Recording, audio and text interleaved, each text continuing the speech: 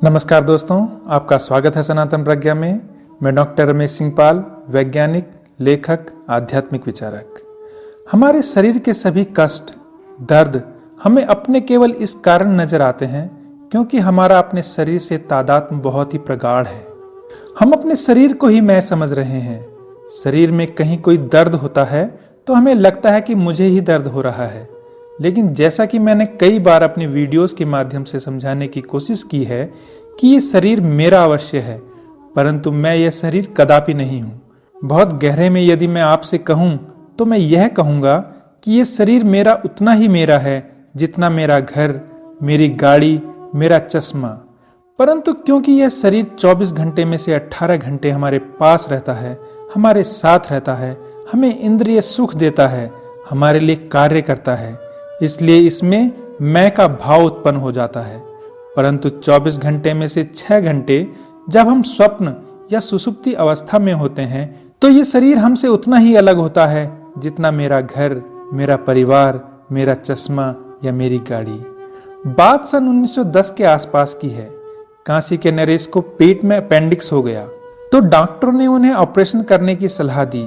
Europe से 2 doctor मंगवाए गए, लेकिन काशी नरेश ने एक शर्त रखी थी कि वो ऑपरेशन के लिए किसी भी प्रकार का बेहोशी या अनेस्थीसिया का सहारा नहीं ले सकते, क्योंकि उन्होंने किसी भी प्रकार के मादक पदार्थ को ग्रहण न करने की प्रतिज्ञा ली है। डॉक्टर बड़े हैरान हुए कि फिर ऑपरेशन कैसे होगा। काशी नरेश ने कहा कि आप मेरा ऑपरेशन बिना अनेस्थीसिया के ही कर लें, लेकिन बस मुझे ऑपरेशन के दौरान भगवत गीता का पाठ करने की आज्ञा दें।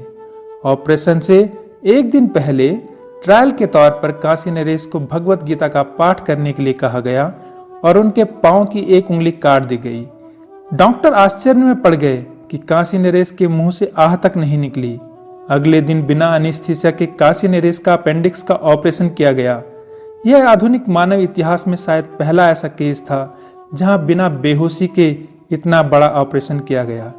जब ऑपरेशन सक्सेसफुल रहा तो डॉक्टर ने काशी नरेश से पूछा कि आखिर ये उन्होंने किया कैसे।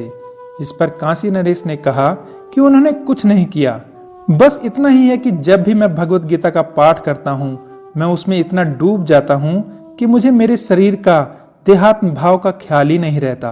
उस वक्त केवल भगवत गीता ही बची रहती है, बाकी सब कुछ उसमें विलीन हो जाता है। यही है असली पाठ। चाहे हम भगवत गीता पढ़ें, चाहे कुरान पढ़ें या कोई अन्य ग्रंथ, हमारा मन देह से अलग हो जाए, वह हम में विलीन हो जाए तो पाठ है, वरना सब बेकार है, केवल टाइम वेस्ट।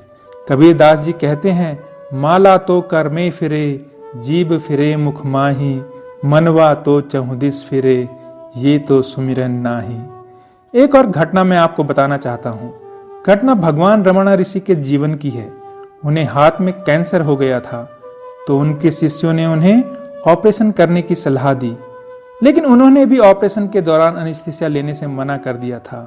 उन्होंने पूरा ऑपरेशन पूरे होशो हवास में कराया, केवल आंखें बंद थी। डॉक्टर बड़े हैरान हुए। जब ऑपरेशन हो गया तो 2 दिन बाद एक नर्स उन्हें इंजेक्शन देने के लिए आई। रमणा ऋषि सो रहे थे। नर्स ने बिना बताए ही उन्हें इंजेक्शन लगाना चाहा। जैसे ही नर्स इंजेक्शन लगाने लगी, रमणा ऋषि तर्स से चिल्लाने लगे। नर्स को बड़ी हैरानी हुई। उसने रमणा ऋषि से पूछा कि भगवान, आपने पूरा ऑपरेशन बिना अनेस्थीसिया के करा लिया, लेकिन इस मामूली इंजेक्शन से आपको दर्द हो रहा है, ऐसा कैसे? तब रमणा ऋषि बोले कि ऑपरेशन के दौरान मैंने खुद को अपने शरीर से अलग कर लिया था, लेकिन अभी मैं इस शरीर के साथ जुड़ा हूँ। इस वक्त मैं देहात्म भाव की स्थिति में हूँ, इसलिए देह का दर्द मुझे दुख पहुंचा रहा है।